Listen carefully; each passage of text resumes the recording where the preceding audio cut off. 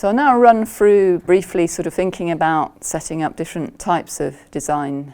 So a very simple design might be described as a one-factor design. So that would be a design where you've got different groups that you want to compare statistically. So here we've just got two different groups of mice, and we want to see what the effect of a treatment, this chlorum treatment compared to controls, is on red blood cell count.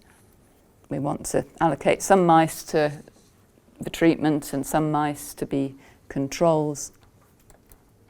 So that's our objective. Fairly clear cut here that the sampling unit is going to be mice, so I don't think there's other options. We want different mice. We don't want to take the observations within one mouse, and we'll assume that there's not going to be a big effect of cages, and perhaps we can do the whole experiment in one cage. We might think about ways we could reduce the variability in the study. So perhaps think about checking that white mice, before they go into the study, have got a specified weight range. And we might even measure red blood cell count before treatment and check that they don't have particularly high or low values. We don't want to sort of end up with a situation of bias, so rather than allocating maybe the first set of mice to one treatment and then the second set to another, it would be a good idea to randomise the mice to the treatments. And doing a similar thing to we did before, so we've got the two treatments, we've got several mice and we want to allocate them randomly.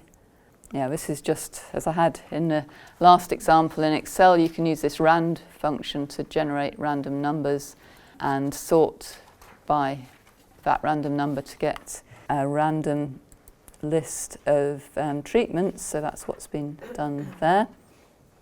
So we've got them allocated to the treatments for different mice, and we would just think also about what sort of statistical test. So here it would be something like a t-test or a Wilcoxon rank sum test to analyse the data. We're fairly certain in this situation there are tests available to do the analysis, and of course we'd have had to have considered how many mice to use, which we'll look at a bit later. A one-factor design doesn't need to just have two groups, it could have three or more groups, so it could be that there's another treatment as well, and then we would just include that in the randomisation, randomise to the three treatments. So that was a one-factor design. A two-factor design is a common design as well, and that allows us to, if we want to compare two things at once. And it also allows us to make comparisons of an intervention in more than one group within the same study. So it might be in that last study where we were looking at red blood cell count, and we were looking at red blood cell counts, and we've got different strains of mice, and we might want to see is it affected by the different strains. So there's this C3H strain, CD1 strain.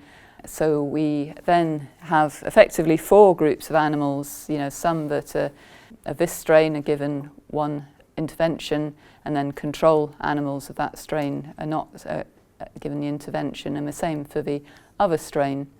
And another thing we can do with that study, sometimes people do these studies because they want to test the interaction. So that is not only to ask, is the intervention going to make a difference for both the strains, but is it different between the strains? Is there an interaction effect in the intervention between the different strains of mice? So it can be quite a useful study, a sort of powerful study design. In this example, we can both see if chlorum affects red blood cell count, we can see if red blood cell count differs between the strains of mice, and then we can see if it affects red blood cell counts in each strain of mice individually, and we can also see if that effect differs between the two strains of mice. So it's quite a few questions we can ask in this one two-factor design. Just the same as before, I think experimental unit's going to be the mice. We could have inclusion and exclusion criteria. And again, we want to randomise. But this time we need to randomise within the strains. We've got two strains of mice. We would need to randomise within each of these. So do it separately just as before. You can have this random number and sort by that.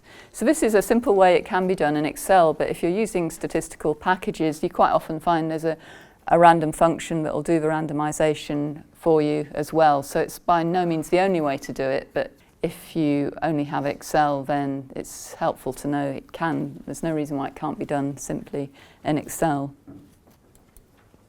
4 mice for each of the 4 groups are randomly allocated.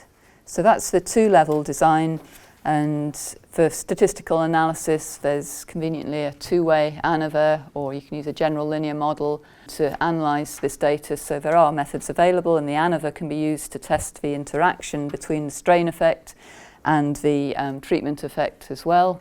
And then you might want to do the pairwise comparisons within the strains, and you've got t-tests or the non-parametric equivalents that can do that. That was, we saw the 1-factor design, 2-factor design. You can actually have designs with even more factors. So this is a 3-factor design where we might consider looking at the effects of diet as well in the mice.